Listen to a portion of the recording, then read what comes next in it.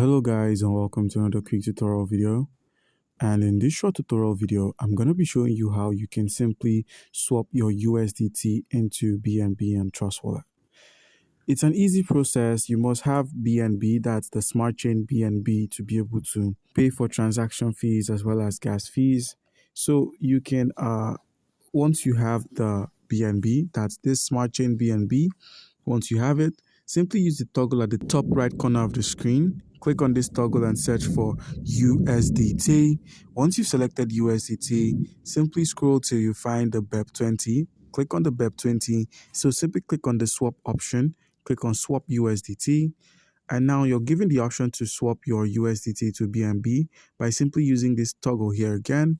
Once you selected the toggle, enter the amount of USDT you wish to swap and simply click on approve USDT. By simply approving your USDT, that you pay a small gas fee. Once you've approved your USDT, you will then be able to swap this available USDT into BNB by clicking on approve and confirm swap. So guys, do comment down below if you've got a question concerning how we can go about any of these and you'll be given an answer. Thank you.